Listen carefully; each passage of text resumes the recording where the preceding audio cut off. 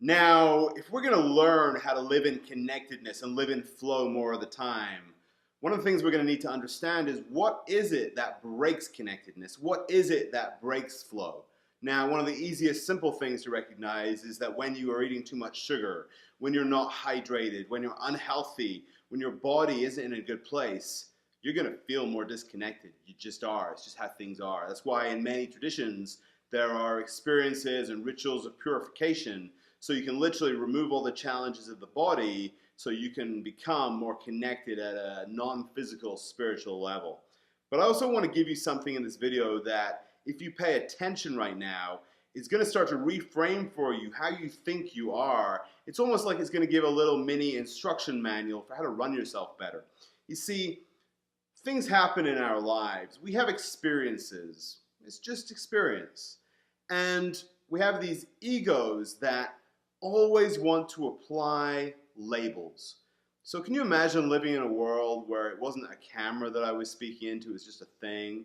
My name wasn't Simon. I didn't drive something called a car. I didn't apply labels. Things were just things. And when you're a baby, that's how things were. As we grow up, we like to label and categorize everything, which is actually a very useful skill, right? But here's the thing where we get stuck. Let's say something bad happens in your life. Instantly, I've applied meaning to it. I said it was something bad, but it wasn't. From a really stepped back, energetic perspective, it was just something that happened. But of course, my ego, my being, my brain, wants to apply the label of, this is a problem. Now, as soon as I apply the label, this is a problem, what happens next? I start to have an emotion related to the label. The emotion isn't related to the thing that happened, it's related to the label of, it's a problem. Now, like a lot of people, I'm going to start to feel frustrated, heavy, just angry that the situation came up. Whatever my emotion comes up, it's because of the label that I applied. And then, because I've given a label that's created an emotion, now I'm going to get a thought. The thought might be, why does this always happen to me? And that thought creates another meaning, even a belief, which is called, bad things always happen to me. So you can see how something energetic happened in my life that was just what happened. And if I was able to not create the label, not create the emotion, not create the thought, not create the belief, it would allow me free to do one important thing, and that would be to simply embrace the truth of what is happening in my life right now. Without needing to get tied to it, without needing to react emotionally or with language or with thoughts, I could just flow with it, look at it, and start to instantly shift into, what do I do now?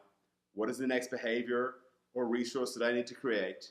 And I can just move on, unaffected, unattached, and yet connected to everything. So think about your life. Think about things that might be going on right now that you might be wrapped up in. What if the thing that happened is just a thing that happened, but then you applied a label? And the label led to an emotion, and the emotion led to a thought, and the thought either created or reinforced a belief. And when you go through that process, we know what happens. You break your connection with flow. You start to move into a place where you become unresourceful, unconnected, and sometimes unable to do your job in a fast, effective way. So one of the secrets of being a powerful, effective man is to recognize this process and train yourself to notice it. Not stop it, just notice it. And when you notice it, you can slow it down. You can jump in between the pieces. And you can say, I'm reacting emotionally to this. Why? Because I applied this label. Let me move that label aside. What if what's happening is just what's happening? Let me forget it all and just say to myself, who do I need to be now? And what do I need to do next? And when you move back into those questions, who do I need to be now? What do I need to do next? Guess what? We're back in flow. We're back on purpose. Now we can be truly effective again.